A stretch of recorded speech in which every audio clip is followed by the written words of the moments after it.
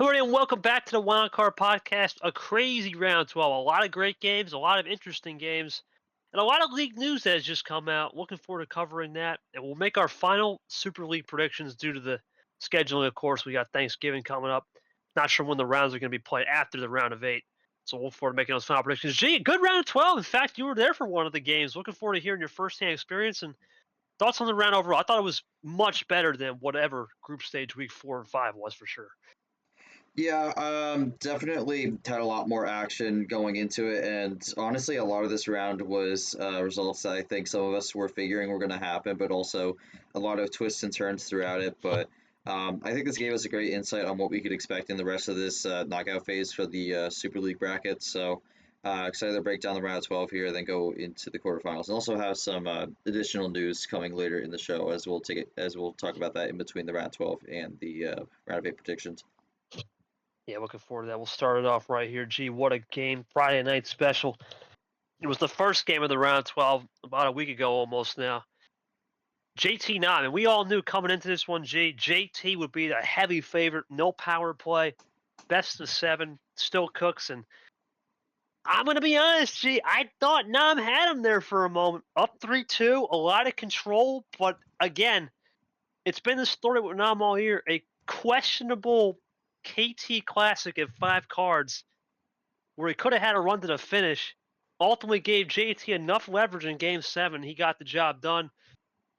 Other than that one questionable move, I'm going to be honest, Nam outplayed JT.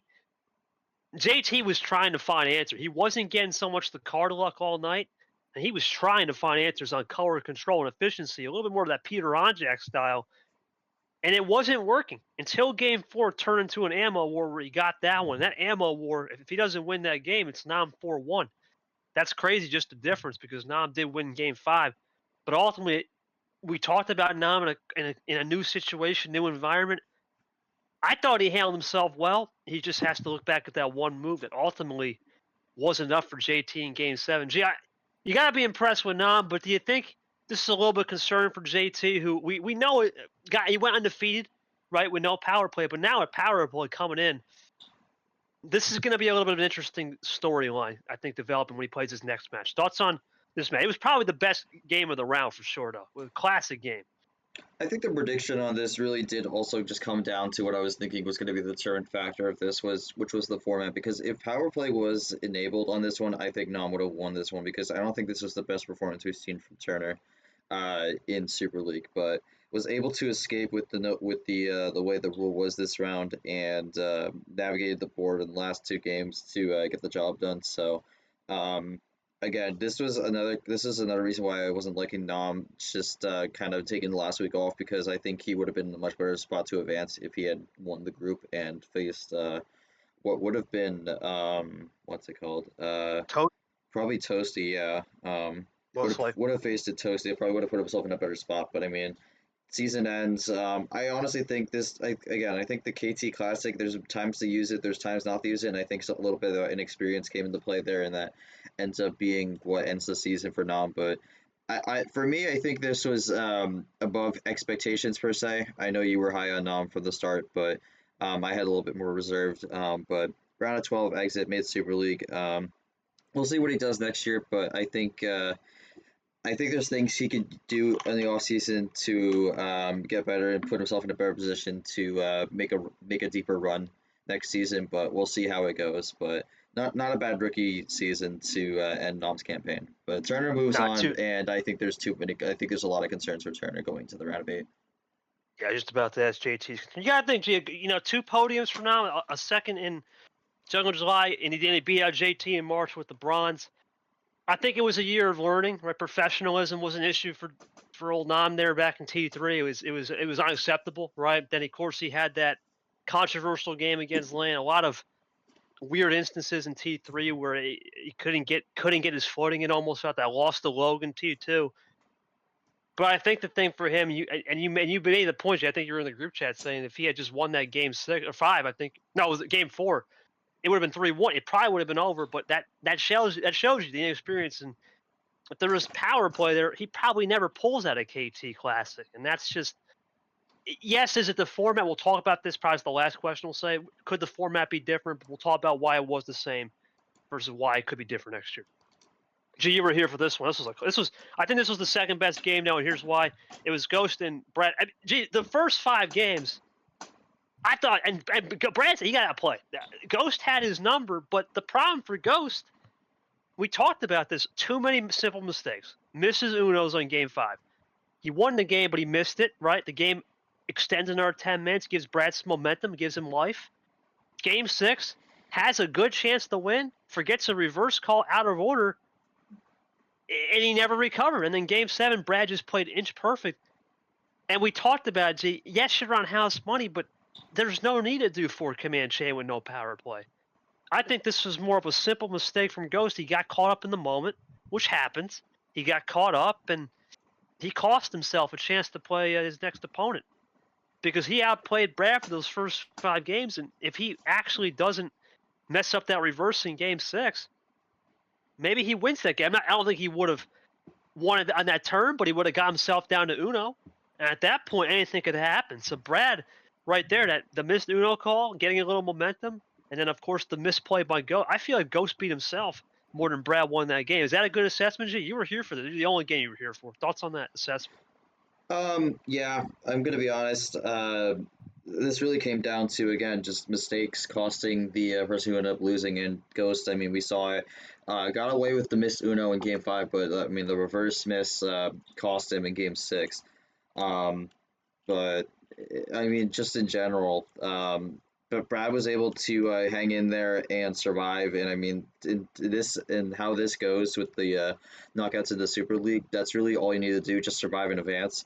But this was a very close call from Brad. There are some concerning things coming out of this matchup. Like, I think I'm a little concerned how his switches go, because I mean, there was a lot of switches there that he kind of ran himself dry into. So I don't know what he needs to do going into the quarterfinals to try and correct course here. But again, I think this is another one where the person who won this one came out with a few questions going into the next round. But for Ghost, I mean, good. I mean, I would say a good end to the season for Ghost. I don't think many people really expect him to make Super League in the first place, especially in a sophomore class that was definitely in a slump this year.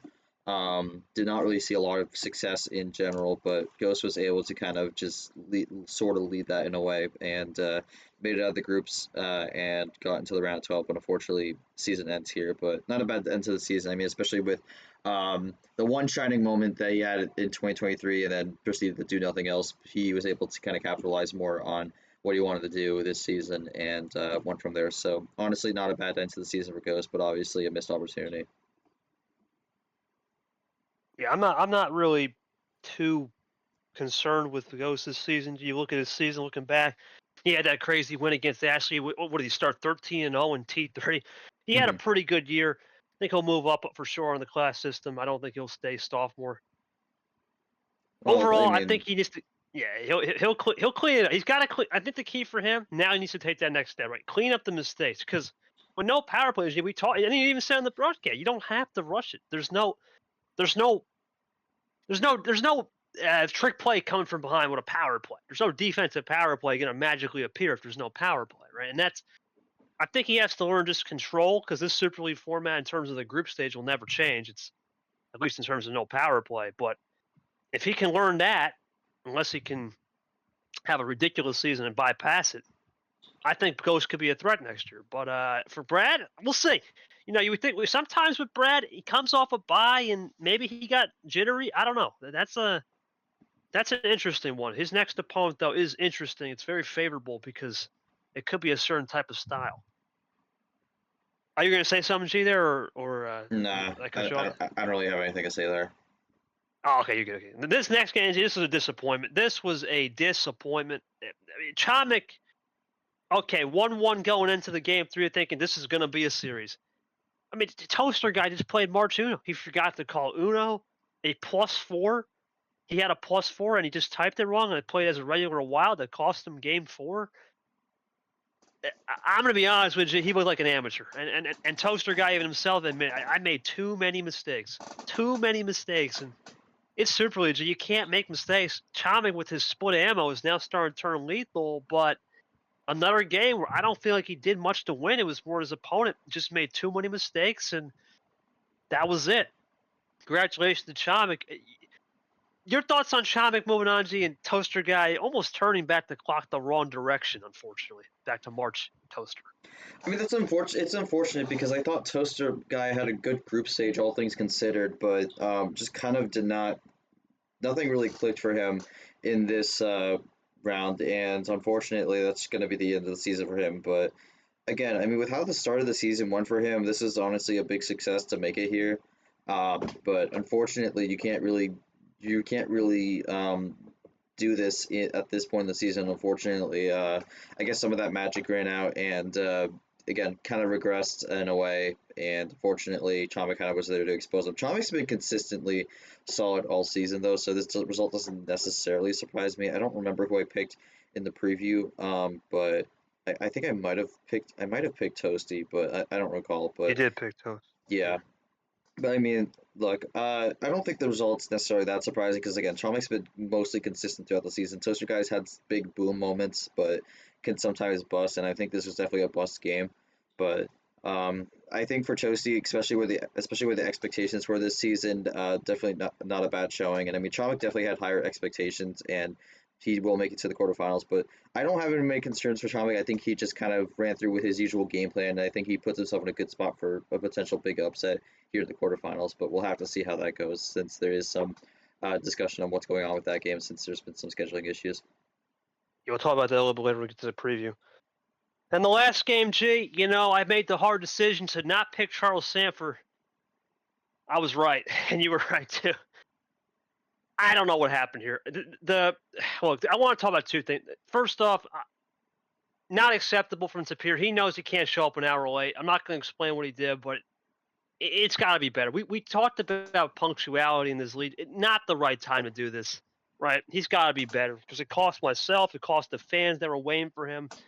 An actual stream game that would have finished on time. I think it finished, I don't even know. I went to bed probably midnight, close to it. But the actual game I watched, I was there for game one. Tapir had a pretty monster hand. I thought Sanford did an okay job looking back in game two, for sure, to put himself in a good position, right? And then game three, okay, you won the game, all good there. But then game four, inexplicably, he gets it down to Uno with a +4 combo. He's down at 3, uses his +4 early, and then just doesn't recover.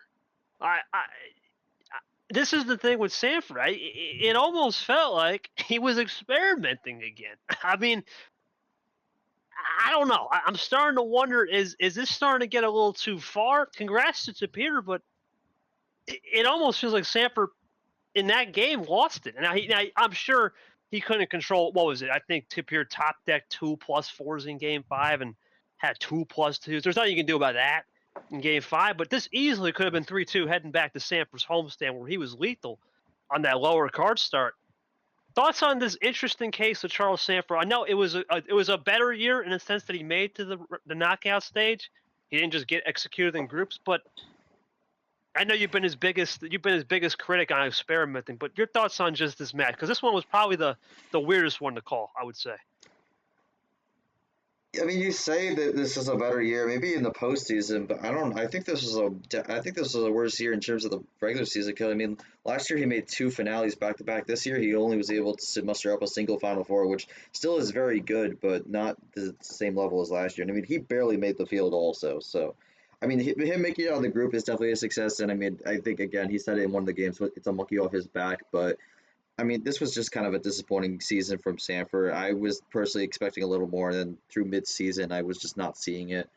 And again, I think this whole experimentation thing needs to stop because, again, if that's what he was doing, that's just a stupid decision. I don't think that's what he was doing, but um, it just felt like at points he felt lost during the season, and I think this was kind of shown here. I didn't really have I had Sapir winning this one, and I felt decently confident in that, and that is what ended up happening. But I think for Sanford, he needs to find something in this offseason because again, he's not. Another thing also is he's busy, and I don't think he's going to get any less. I don't think he's going to get any less busier. So we're going to have to keep an eye on that. He's got to he's got to look to see what he can do under the conditions he's got to play through with all his work schedule and whatnot. But um, I am going to be concerned if this slow regression continues because I feel like 'cause this year he barely made Super League. If it continues, I don't think he's going to be in the field. So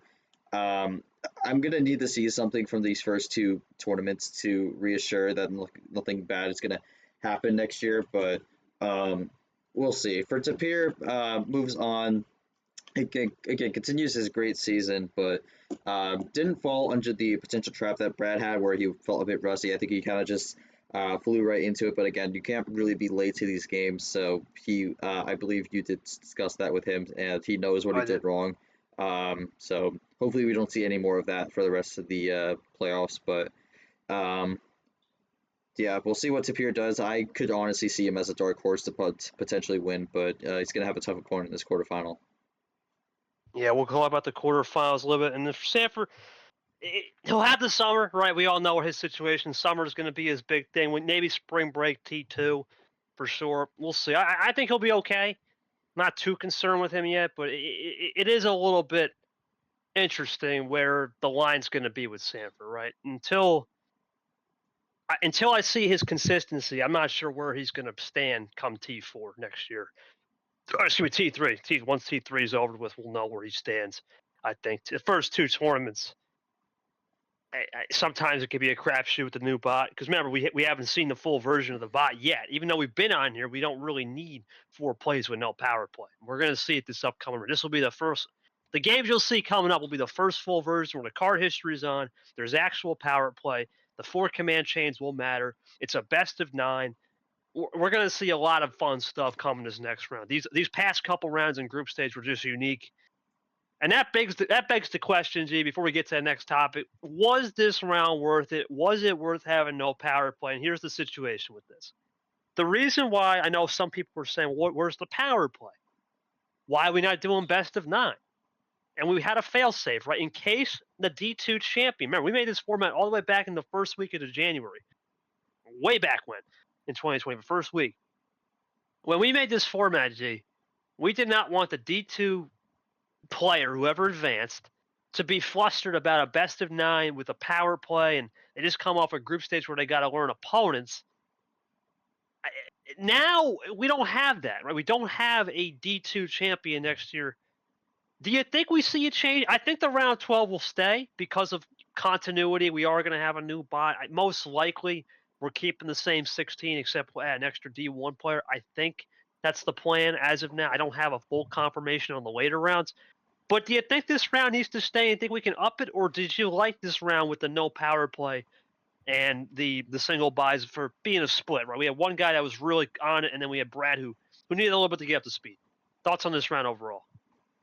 Uh, I mean, I thought it was a good round, a lot of good action, but obviously, when we discuss in the offseason, there could be some tweaks, like, again, maybe a slight format change in terms of how this goes, but I was pleased with how this round went. Saw a lot of good action, and I think if this round has anything to say about it, quarterfinals will be even better, so very much looking forward to that. And also, this is something that interests me. There wasn't a single upset in this round, so I'm wondering if Correct. maybe some of these upper seeds could be a little concerned going into this next round because usually in how this league goes, if one round has not a lot of upsets, there's a very big potential possibility that the next round could have a lot. So maybe put some of these player upper seeds on upset alert, but we'll have to see. Yeah, we'll see how that one goes. We'll talk about that a little later. Let's begin with the 2 big announcements, G. We're going to start it off with the Grimland. So what is that? That hasn't been announced, but I'm going to kind of announce it on this podcast. It's going to be something special. It's going to be something in honor of Yeah, Grim. special thing for people who listen. So you get a little Yeah. addition. You get an early preview. So congratulations. Yeah, correct. So it's not public yet. It won't be public for a long time. Basically, that's going to be almost a theme park design. We just created the server about, I think it was 2 days ago. More of a theme park. We're going to have people become more of a collaborative effort in the league. We're trying to get everyone involved. Now, is it possible to get every single person over to that server? No. Right? That is going to be more of an optional thing. It is not required for anything other than it gives you guys fun activities, some common FAQ. Okay, where's the practice cup? The cup will not be leaving us. In fact, the cup will probably still be a thing next year. It's just going to be under maybe new management. I don't know. We have no idea what he like. But whenever he gets back, if he gets back, we'll talk to him about it. But it'll still be a thing, the cup. The Grimland, we'll talk more about it, but it's going to be a collaborative effort amongst the players to really give you guys activities to do. Because I know one of the biggest things that we talked about this, especially during the off season, it is a doldrum. You sometimes fall into the Bermuda Triangle of nothing, and we don't want that all the time. But of course, this year we still had Super League. We still had a lot of stuff going on. We still have a ton of off season laundry to do. I'm glad we're getting to that laundry soon. We actually did some laundry about 7 days ago, a little off season meeting, just to kind of get ahead of the curve, because we know the next season starts up realistically in 60 days. We got to start running again. And that's Grimland. But the bigger thing, G, I think we made this announcement last night in your exclusive interview. You want to talk about the league expansion? And then we'll get through some of the things people can do. Go for it. Yeah, so I mean, we were discussing this back in the summer with I guess a lot of people want to be involved, and we didn't really have a system in place to have people jump in if they want to. So it's called the expansion, which we had an advisor role, which was given to a few people for specific things, but not necessarily calm things. But that role is going to expand. We're going to have a lot of different things that people can apply for. And we'll have a range of people who can do those things and help out. So we have right now we have 5 different things that are available. One of them is of course ref, which I mean I think we're going to see a lot of people want to jump in on that. So we'll get a lot of refing help. That'll also help us with the potential possibility of making the non-stream window be 24 hours, which would be a big help for all the international players. That way they'll be able to play by their own times and not necessarily have to sometimes play early morning or early night or late night all the time. So I think that'll help a lot for the international players and also people who are, I guess, also night owls. Me. But also, there's a lot of other rules to be added that were added as well, including media, which will be for like write-ups and whatnot. So people who are interested in doing that can jump in.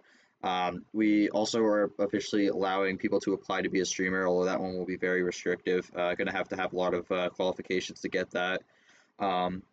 Also have commentary for the streams. So I know a lot of people were interested in doing commentary. We didn't really have a system to have people per se jump in. Most of the time, commentary was usually done by members of the commission team, but now we could have more free range on people who can do color commentary, usually color commentary, but sometimes can be play-by-play. And then also a statistician, which is kind of similar to streamer, where it's going to be restricted. We've got to have a lot of qualifications. That's going to be something I head up on. So we'll have a little bit more help to keep track of the league stats for both the season and history in general. So a lot of exciting stuff to look out for, and hopefully a lot of people are interested in helping out the league, because I know a lot of people want to be involved more.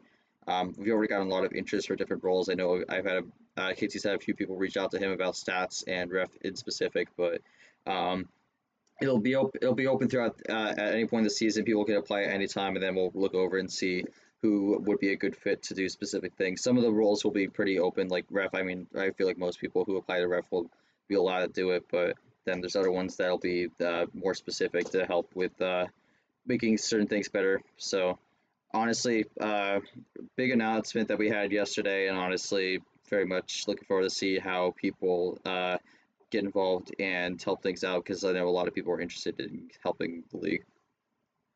I'm looking forward to this year. I think this is an exciting time for everybody. As you mentioned, the biggest thing I want to see is how this 24-hour package works, where you don't have to abide by an East Coast member or Brazilian, whatever Caesar's time zone is. It's basically the Americas, right? We only had American refs. We're hoping to get some foreign refs, right? We know Cap is out there. We have some other people that could be interested. I'm going to spoil some names, but that's probably going to be the biggest one, the referee package. Color com will be huge. I think we're going to get a lot of interest in those two specifically. Media will be interesting. I think we'll get some people to buy on that. I'm not sure about the streaming other than the few qualified people I know personally that will be interested. And the stats, we have a couple, which is nice. I think we're in good hands. It was about time we do this, because we wanted to do this last year, but of course we had the incident come up with who, and we ran out of time. Right, that was one of the problems with the media pack, is we just ran out of time. Now we have a full-blown media package. We have a lot of good people in the league. We have a lot of expansion people. We have a lot of people that just have different character traits, and I think opening up the floor will give a lot more insight and a lot of intuition as well. I'm looking forward to seeing what intuitive aspects of what these guys do and what they're going to bring to the table. And yeah, it should be a good year. It should be a great year, actually, the way I see it. The way you look at the fact that we have an actual calendar that's not going to run into November. I'm excited. I'm looking forward to what we got coming up. Obviously, we have some cool things with Grimland, some more special fun things we got planned as well.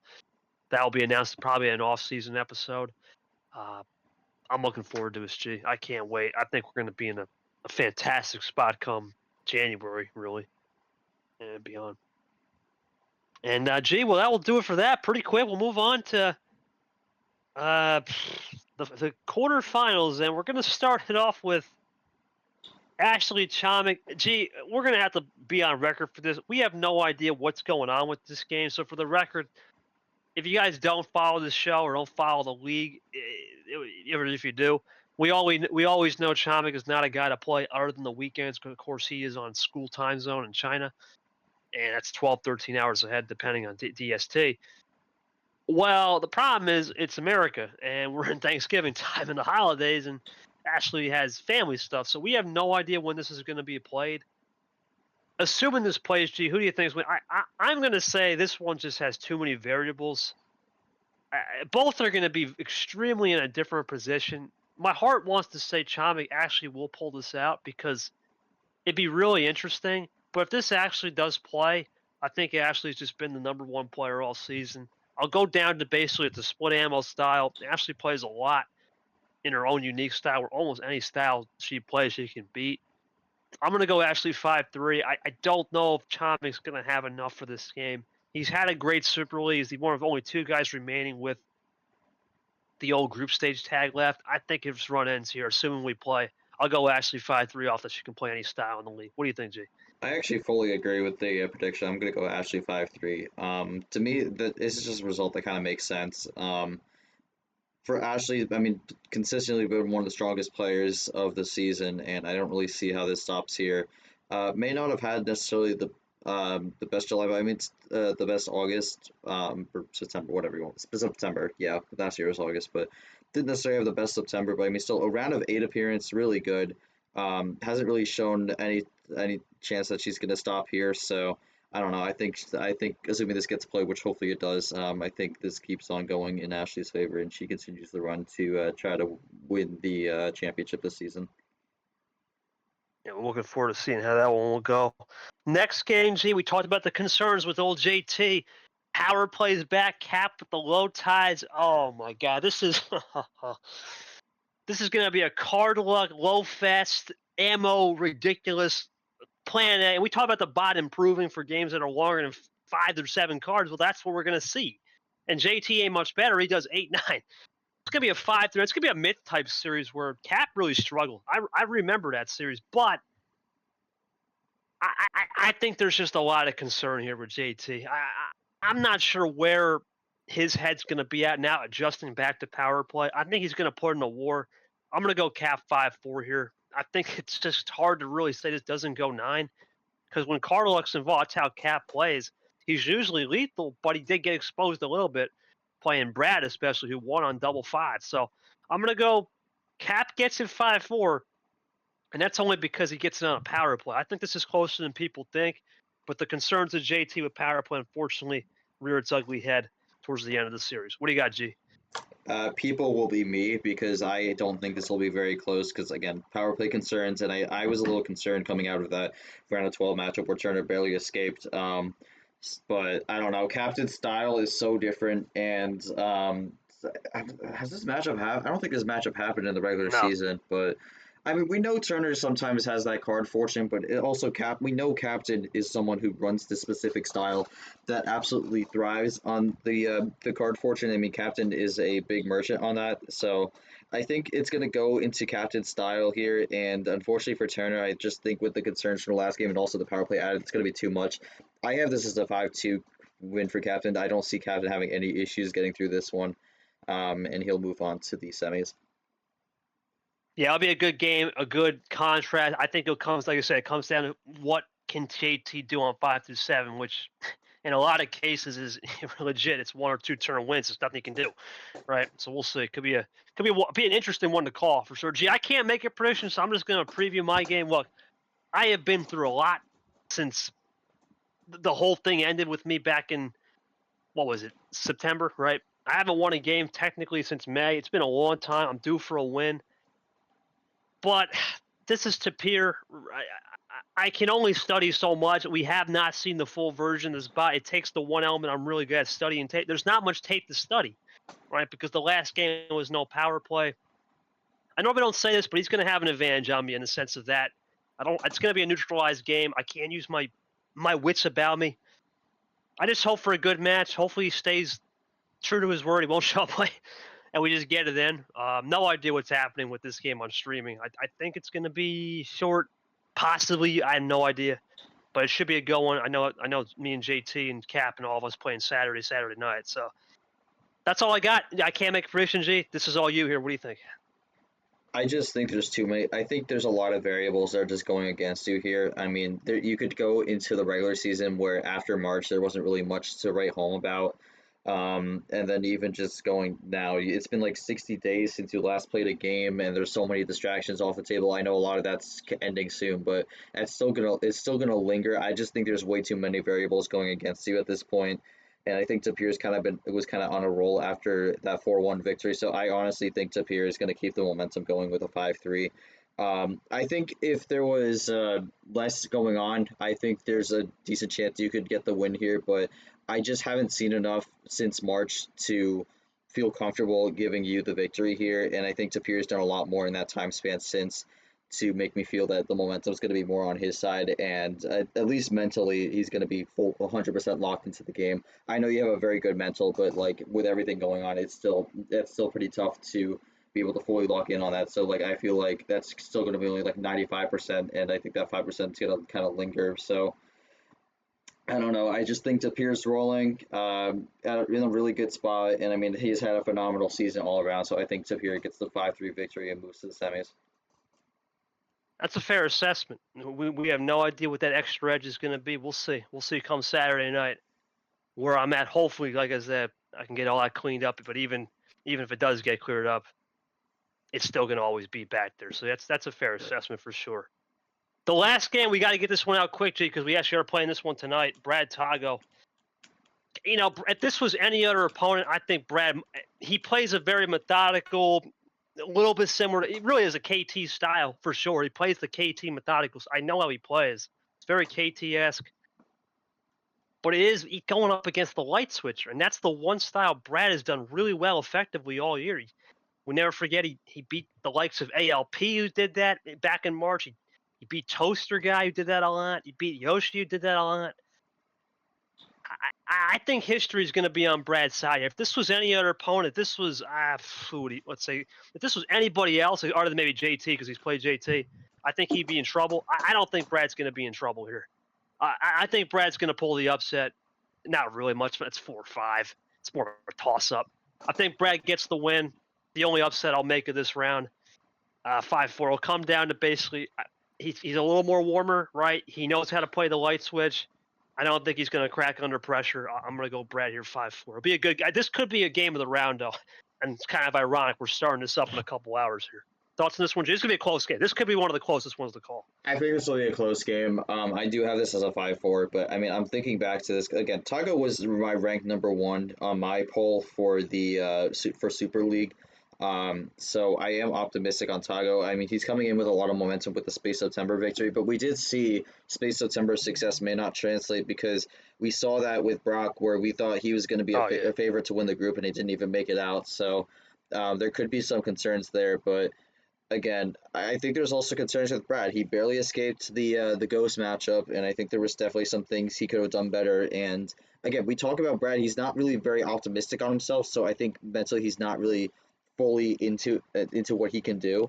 So again, we'll have to see. I think this goes down to the wire, but I'm gonna say Tago wins this 5-4. I think he's gonna survive off the momentum, and I can't just drop the person who I put number one in my poll right out in the quarterfinals in their first match. So I'm gonna stick with Tago here going into the semis. It'll be Tago versus Ashley in that one in the 1v4. I'll be a rematch. We'll just kind of run it. We'll go with your picks because I can't. Of course, I can't make my prediction for my Well, game. I mean, we split on Tago Brad, but I mean the other ones were Oh similar, yeah, and then KT just Tapir. I mean, you didn't predict that one, but we could just go off the basis of Tapir just so it's easier. But yeah. I got you. We'll start it off with if it's Tago Ashley. Oh man, it's a rematch. Ashley wasn't really too concerned about T5. It's a rematch of the T5 E8. I know Tago won that game, but now it's the full version. Oh man, this is a tough one, G. I'm gonna have to say it comes down to the light switch style, and I still think Ashley still has a number on Tago. If it's Tago, if it's Brad, don't move. Well, if it's Ashley Brad, I think that's going to be a hell of a game. That's methodical on methodical. Ashley can play that style. That could actually be a KT Ashley type series. But if we have to go off of the Tago one, I'm going to say Ashley wins on both. I think it's still best of 9. So I'll go 5-4 if it's Ashley over Brad. If it's Ashley Tago, I'll go Ashley 5-3. What do you think, G? I mean, Taco came off a victory in Ashley in the state base September, and so he definitely has the head-to-head. We've seen most of these head-to-heads throughout the year go in favor of someone and not split. So maybe I don't know. I don't even know if I want to make the argument that Ashley wasn't fully going for it in Space September because I mean she still had something to prove to get to the 1 seed. But I think this will be a very good matchup. I think this goes 5-4, but I'm actually going to go with Tago sweeping the series. This one makes it to the final, which is kind of a crazy statement to say. But again, I felt that after what I saw from Space September, the momentum's on his side. He's definitely unlocked what he's needed to do to get to this point, and I have Tago winning this 5-4, pulling off the upset here. Because again, even though we haven't seen any upsets so far in the actual games played, I still think we're going to see some throughout here, and I think this is one you could circle as a potential possibility, especially since we did see it before. That would be an interesting one for sure if we do see Tago moving on to the finale.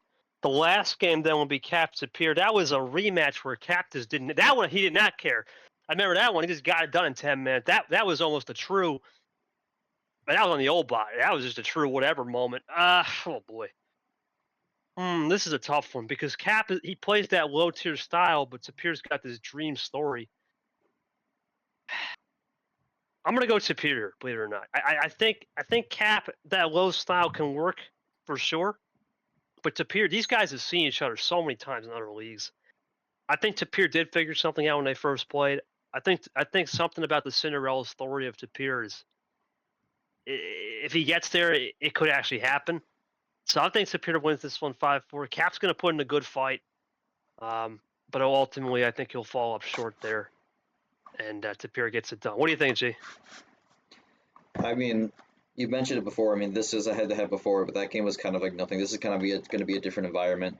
We know what Full Captain's going to bot bring. too. Yeah, we know what Yeah. Captain's going to bring going into this one, but I think Tapir is going to be ready to combat it. We've seen Tapir have a lot of success this season. He's been very boom or bust. So honestly, I feel like with the momentum, and I mean, you got to remember also, and this could be a potential spoiler for who I think could win the whole thing, but you know Diapez, who was our 2023 champion, he did win the fourth tournament, and who won the fourth tournament this season? It was in fact Tapir. And I mean, Tapir technically has 3 wins, 3 tournament wins on the season, which is absolutely insane. With the first 2 coming in D2, and then the whole thing with the mid promotion and whatnot. But um, listen, I mean, that's not something we haven't seen. I don't think it's something we'll ever see again. I think this is something special here. This has been a really great season. I think Tapir is going to figure out a way to get past the captain and win this 5-3 and move to the final. I've been very optimistic on Tapir. I know the most on what Tapir can play in terms of the commission team.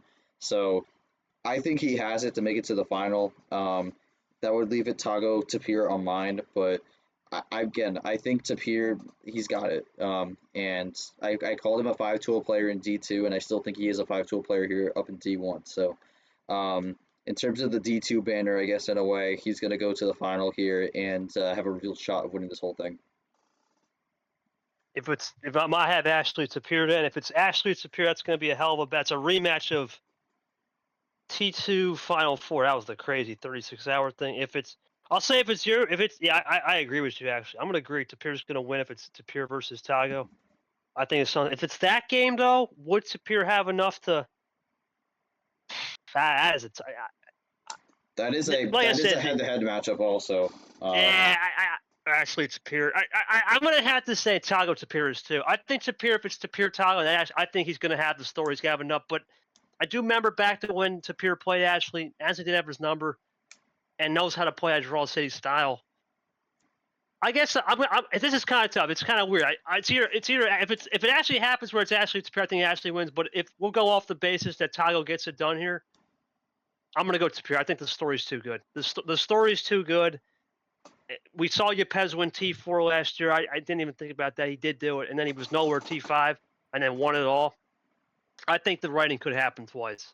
Now the only difference is Yepes was a 10 seed. This would be a 6. It's a little better regular season, but ironically, the 6th seed last year almost did it as well. I So mean, the sixth seed also historically has been very strong in this league. So yeah, 6 overall or 6 in general, right? It's been insane. So I'm gonna go Tapir and gets it done actually against Tago. If Ashley does come, if my prediction does come, if Ashley does, I think she'll sweep it, and not sweep it, but we'll take the oh honors and god, go win. that would be terrible if we No, have a sweep no, in the I think finale. I'll go double 6-5. If it's Ashley versus Tapir, I think Ashley I think she'll claim her name as a world champion off server and now in server, and then she already kind of claimed her name as a regular season champ. And then if it's Tago Tapir, yeah, I think the problem is I remember that game Tago was down. Oh, he down 4-0, and then Tapir really just missed power play, and that's when he didn't even know what power play kind of was, because that was his first tournament into the baptism by fire of D1. Now he knows what that is with 2 power plays, best of 11. I think Tago has to understand Tapir knows how to play the light switch very well. He's seen that in D2 a lot. I'm just concerned for him on that. So I'm going to go Tapir or Ashley. I'm going to go Tapir wins it if it's Tapir Tago. If Ashley does somehow get through, then it'll be Ashley. But it's so hard to read, G. We're obviously playing in unprecedented times. We've never had this. Remember, we finished Super League last year. Technically, that we finished November, I think it was 13th or something. Because that November 17th duel between me and Cody was not really a duel. That was a random third place game. That was a continuation. And by the way, we don't even know if we're going to do a third place game this year because we're on ridiculous time constraints here. So a little bit of this is going to come down to who's more motivated, right? We know there's people who have college exams. There's a lot of life stuff, Thanksgiving, post-Thanksgiving. It's going to be an interesting one. You know, you could really make a case for everybody here. If you look at it, you look at Captain. He doesn't have Thanksgiving, right? He can just go. He doesn't care, right? You can make a case for Chomik even. Chomik would split ammo. Maybe he finds it. He doesn't have Thanksgiving either. I would say the 2 people, if you don't want to make a case for, and I normally don't call myself out and JT, but I think we're the 2 guys. If you don't have a case for us, I wouldn't be upset because you look at JT, his season has been great, but no power play, right? It's been his biggest trademark, and with it coming back, we'll see. And then, of course, I've got the distractions. They're the only 2 people. It's crazy I'm saying is that if you don't want to make a case, I'm not even going to be upset because we both know coming into this game, our games, we got to go out there and try to do something special. We have tough opponents. Cap plays his unique style. I got Tapir. I know what he can do, but I don't have the film study advantage. I had that in March. I don't have that now, so it's a little bit different with this bot being new and fresh. I think it'll be a good run. We'll see what happens tonight. Brad Taga will kick us off. G, your final thoughts before we wrap up. And this is, I guess, our last episode for, I guess, a while, right? For a couple weeks, I think. I mean, I don't think I mean, I didn't make my predictions for the championship, but I thought you said Tapir runs it all, right? I mean, I did say Tapir, but I was gonna go into a little more detail of what the score. I think it'll be 6-4. I don't think we're gonna get a game 11 moment like we did last year, Okay. but hopefully we don't get an ending like last year also. But Oh, God. yeah, I just think it's how good Tapir's season has been, the strength of the 6th seed overall in league history, and I mean, just kind of riding the momentum right now. I think he's gonna do it. And I try not to keep the D2, but I try to keep the D2 bias out of it. But I've just seen him from the start of the season, and it's just something that I feel that I think he would have won the D2 championship easily if he was still in D2 by that time. So I think overall, when we're looking at the grand scope of things, he's had a phenomenal season. I just don't see how, in the most critical moments, he's able to kind of come up, bring up, rise to the occasion. And I think you kind of need that boom or bust mentality going into this. And I think he's boomed a lot more than bust. So he's also coming. He also in September, also in September, it was a bust. So he usually goes boom bust, boom bust. So this will be a boom here. So I'm liking where he's going here, and honestly, I do think this is what the end result's going to be. 6-4 Tapir wins the 2024 Super League and is technically the MRE T1 World Champion. So, would be a crazy story with how that all plays out, but we'll end up seeing what happens as we have our first matchup tonight. But I know you asked for like final thoughts on the round, but if you want to just ask that again, so we can just jump into it again. Yeah. I was just going to ask. I'm going to assume right now this will be our final episode for a couple. We won't have our official final episode of the year until we recap the final 8 and all that. But your thoughts on the season overall, G, the final 8 here, and do you think we got the best 8 of 7? I think we do. I mean, if you look at the top 7 seeds are in, we don't count the original reseed. We got everyone we want. China was at 13, I believe, but it easily could have been. If you think about it, if you think it really hard about it, it could have been Nam. He was right there on the doorstep, right? Or it could have been Toaster Guy at, I believe, at 11, or who was 9? So Brock. I mean, we could have saw him, and we could have had something really special. But your thoughts on just the whole year? Do you think we got the best 8 people? I think this is going to be a better year in terms of we have better format. We don't have no card start variety issues like last year. Now we will have MCSR, I believe, for the finale, which will be interesting. But the CSR is on for the next 2 rounds. So your thoughts on seeing the bot for the first time, for real, the first time, where the 4 command chains actually matter. We have card history on. We don't have to worry about 2 command chain plays. We actually get everything fully turned on. Your thought? I think that could be the great equalizer. It's a new platform, and it could throw up a surprise. Your thoughts overall before you sign off? I think this has been a better season than last year. And in terms of the top 8, I think we do have the best 8 because we have the 6 people who had the best regular seasons and then also the 2 group winners. So, in my opinion, we do have the best 8 here going into the quarterfinals. In terms of how the rest of this plays out, we'll have to see, but hopefully we don't have any controversies and whatnot. And this is a good way to end the season.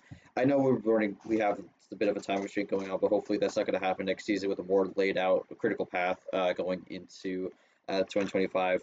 But overall, I think this is an improvement from 2023, and hopefully we could make 2025 even better from this year. Yeah, I look forward to it. Obviously, we won't have no D2 champion coming to the Super League. That was a one-time thing, and I think the bigger thing too, as you said, it's an outlined calendar. There's no beating around the bush. We should be able to start Super League.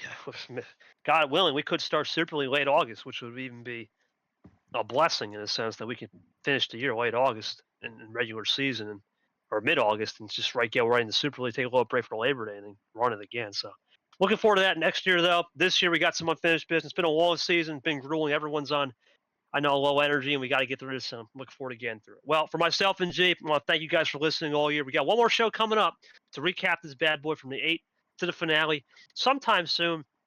And then we'll have some off-season episodes breaking down a little bit of the changes, what we got going on for next year, a little bit of the Grandland, some other fun things we're going to announce.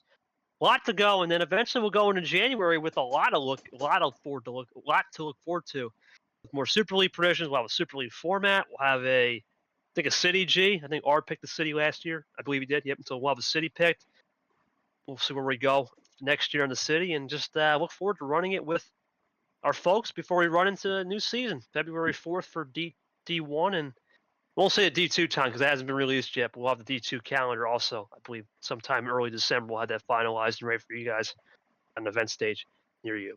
Check us out, Apple Pod, Spotify, the whole 9, but our home-based YouTube has always been our home. Appreciate you guys for listening, watching, and commenting. For all of us here at MRE, thank you. Gee, it's been a pleasure. One more episode coming to round out the year soon, and have a great Thanksgiving to those who celebrate. Have a good one.